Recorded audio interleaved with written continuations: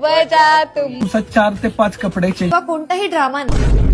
तर कसं काय भावानो, सुस्वागत आहे तुमचा अजून एका फ्रेश व्हिडिओ कॉन्टेंट मध्ये. तर बिग बॉस वरती ऑलरेडी आपण आपल्या चॅनल वरती 3-4 व्हिडिओ अपलोड केले, पण अनुश्री दीदी वरती तर सगळ्या महाराष्ट्राने व्हिडिओ बनवले, फक्त आपणच बनवलं नव्हतं. कारण या दीदीला आपण ओळखतच नव्हतं. कुठे बिग बॉस मध्ये हिला बघितल्यावर तेव्हा ही दीदी कोण आहे हे कळले. तर आता जास्त बोलून वेळाचा खेळ करण्यापेक्षा आपण आपला खेळ चालू करूया. आणि लोकांना खूप उत्सुकता असते. हा खूप जुना इंटरव्ह्यू आहे, आज बघण्यासाठी थोडा उत्सुक आहे मी. सो होपफुली हा माझा पॉडकास्ट आणि इथून येणारे सगळे पॉडकास्ट खूप लोकांना आवडतील. तूच कोणाला आवडत नाही तिथे पॉडकास्ट काय घंटा आवडणार आहे काय? आणि तू हे असं छान चालू ठेवशील.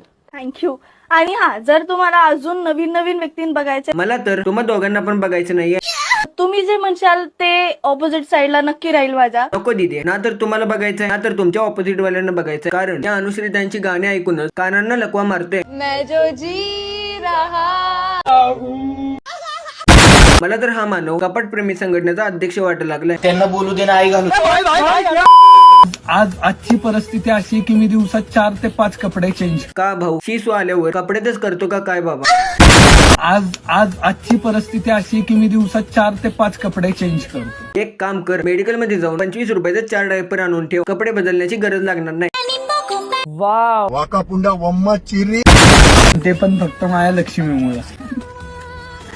Thank you so much. काय लव्ह स्टोरी आहे यांची. So much. एक सेकंड, हा आवाज कसला आहे असं वाटायला लागले. यांची हेल्दी रिलेशनची लव्ह स्टोरी बघून शाहरुख खान पण साईडलाच येऊन बसलाय. खरंच वो अलग ही लेवल का बंदा था. Thank you so much Arjun. खरंच. माझ्यासोबत आयुष्यभर राहा. आणि तुम्ही फक्त आमची जडवत राहा. अहो कुठे ही मधुर शेट्टी आणि कुठे हा गिरणीचा भोंगा. आणि नक्कीच एक पॉइंट असा येईल आपल्या आयुष्यात की आपल्याकडे सगळं असेल. पण सपोर्ट करणारा मी नसेल. नाही, खरंच खूप म्हणजे खूप. माझ्याकडे चप्पल पण घालाय नव्हती, बूट घालाय नव्हता. आज माझ्याकडे घरात 10 शूज. माझ्याकडे घरात 10 शूज. शांत बस भोंग्या भाऊ, फेकण्याची पण लिमिट असते. पण भाऊ तर पूर्ण लिमिट वरून उड्या मारून चाललाय. आज माझ्याकडे घरात 10 शूज. हा माहिती ना भाऊ, एवढ्याच्या बाहेरची सेकंड हँड चप्पल शूज तूच पळवून नेतोय आणि इकडे पॉडकास्ट मध्ये मोठं बोलतोय. वा रे माझ्या भावा. मी गाडी सुरू केली आणि थोडं एक 4-5 किलोमीटर वर गेल्यानंतर मागून लाईट पडते सारखी. जो फ्रंटला आरसे असतात ना दोन्ही, त्याच्यावर सारखी लाईट पडते. टू व्हीलरचा आवाज येतो, horn, P P P P P. वा दीदी, एवढं लक्ष तर आमचं अभ्यासात पण नव्हतं. पण तुम्ही तर गाड्यावरच्या लाईटा, गाडीचा हॉर्न, गाडीचं मॉडेल सगळंच लक्षात ठेवलाय. टू व्हीलरचा आवाज येतो, horn, P P P P.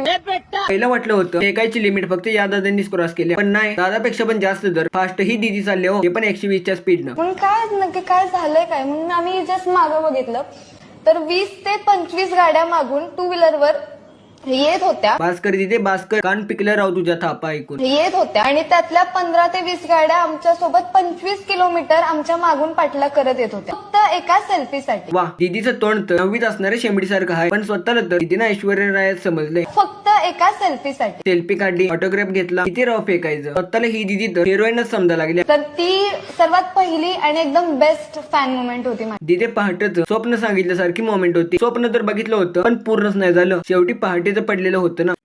तर याच अनुश्रीताईंची फक्त इंटरव्ह्यू मध्येच नाही तर त्यांची नाटकं आता बिग बॉस मध्ये पण सुरू झाली. चहा मला असा कोण चहा मागते राव. अनुश्री दीदी, आपण आता मोठे झालोय, बारक्या पोरींसारखं कशाला कर लागलाय. प्लीज एकच काय बनाना ऑमलेट खाने जितना आसान नहीं है. याच कारणामुळे मी बिग बॉस बघत नाही हो. बिग बॉस मध्ये तर फक्त भांडणे, लफडे आणि हे असले ड्रामा बघायला भेटतात. मी तुला अंडी देणार, तुम्हाला चहा दे. वाह, मस्त सौदा करायला. तुम हमें चहा दो आणि हम तुम्हें क्या देंगे, अंड. ते पण बिग बॉस वाल्यांचं हेच नुसतं चाललंय. चहा प्यायचा ना. ये रस प्यायला बंद करो.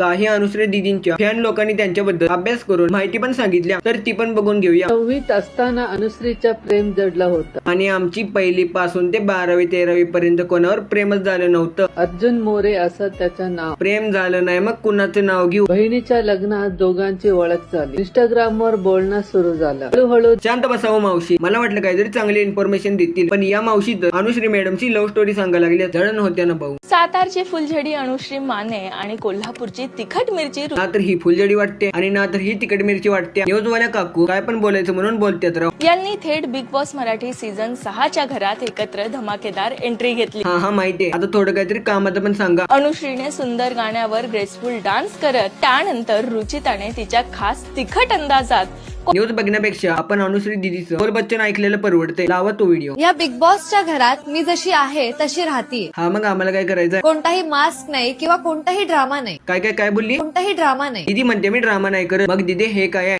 चहा मला कार है हम पर.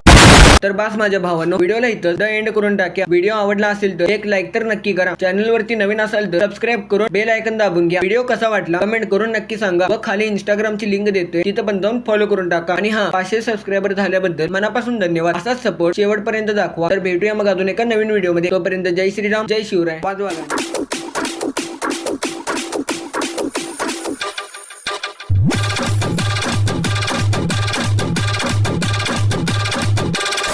खत्म.